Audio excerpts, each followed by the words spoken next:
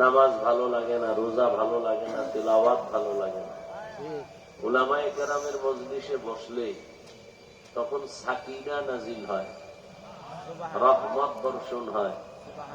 ওই বৃষ্টি রহমতের ফোঁটা যখন পড়ে, গুনাহগারদের দিল জোড়া লেগে লেগে তাজা হয়ে যায়।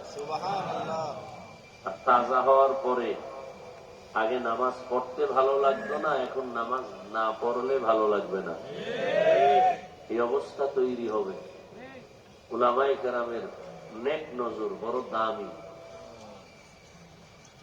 আমি সংক্ষেপ সময়, ঈশান নামাজ খুব কাছাকাছি, অনেক হযরতরা বয়ান করবেন, শেষ আখিরি বয়ান করবেন হযরত পীর সাহেব হুজুর দামাত বারাকাতুহুম।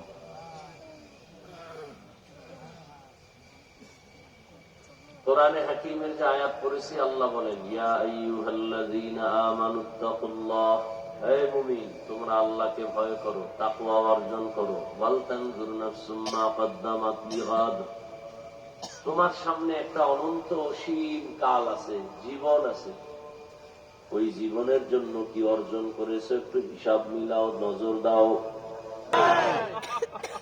নবীজি বলেন, আদ-দুনিয়া সিজনুল মুমিন ওয়া জান্নাতুল কাফির, মুমিনদের জন্য দুনিয়াটা জেলখানা, বেঈমানের জন্য দুনিয়া হলো শান্তির জায়গা, বালাখানা।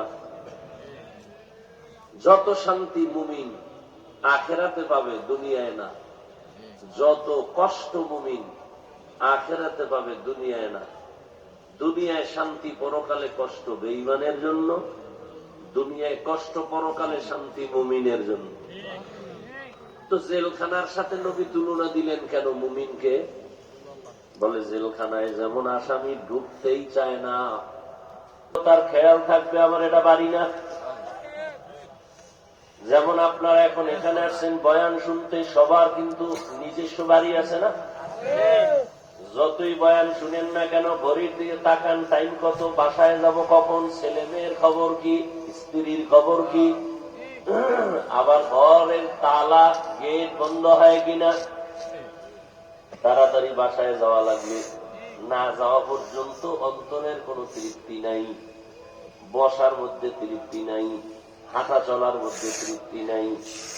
এই দুনিয়ায় যারা আমার আল্লাহর আশিক, খাঁটি মুমিনেরা দুনিয়ায় চলবে, বাজারে যাবে, খানা খাবে, সব ক্ষেত্রেই, কিন্তু ভেতরে একটা আওয়াজ, কখন আমি আমার আসল বাড়ি যাব, সেখানে আমার বাড়ির অবস্থা কি। নিজের একটা ঘরে থাকবেন কয়দিন?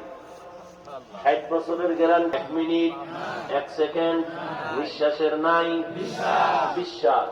সেই বাড়িটারে সাজানোর জন্য কত টাকা, এসি লাগাইছি, আবার রুমে ছিদ্র দিয়া যেন বাইরের বাতাস না ঢুকে, বন্ধ কর। সামান্য একটু সময় দুনিয়ার বাড়িতে থাকার জন্য কত সুন্দর বাড়িটারে সাজাইলাম, টাইলস করলাম, মোজাইক করলাম, কত সুন্দর। কিন্তু আমার মৃত্যুর পরে যে কবরের বাড়ি, হাজার হাজার হাজার বছর ওখানে কাটানো লাগবে,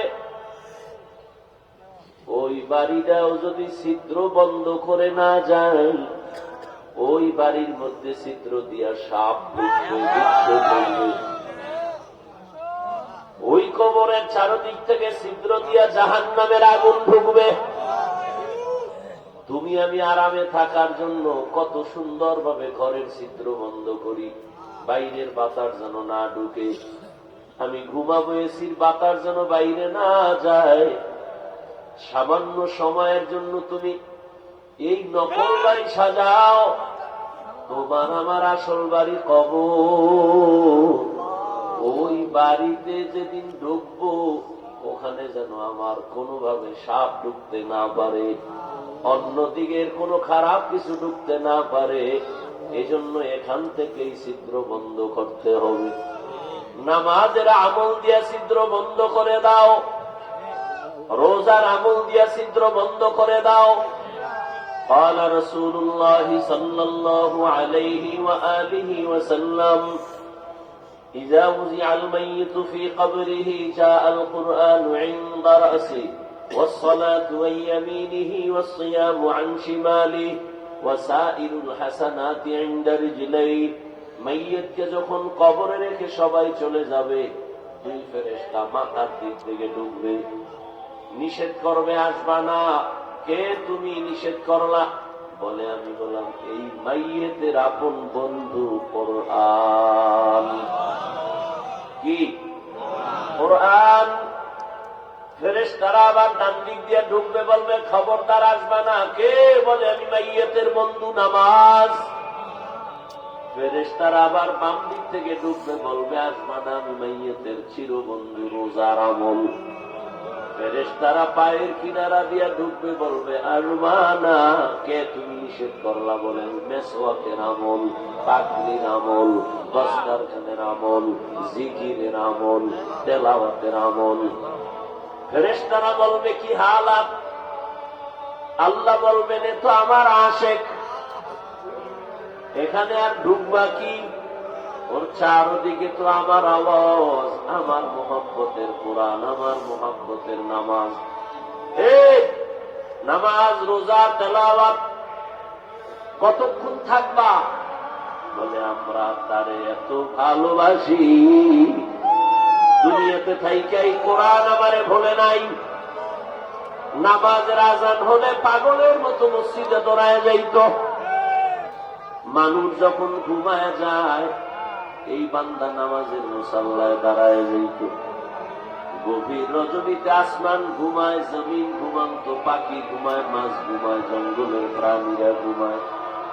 এই বান্দা তখন যায় নামাজ বিছাইয়া আমি আল্লাহর মহব্বতে ডাকত, নামাজে দাঁড়াইত।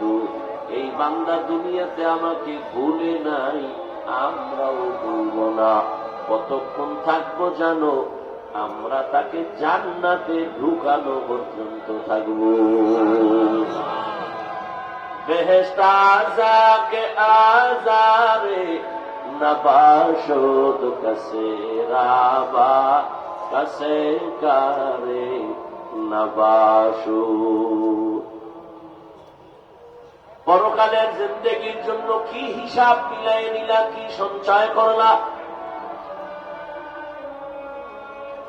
সকাল 9টা-10টার সময় বাবায় সন্তানকে বলে বাজারে যাও, দুপুর বেলা ঘরে মেহমান আসবে, দুপুরের রান্না করা।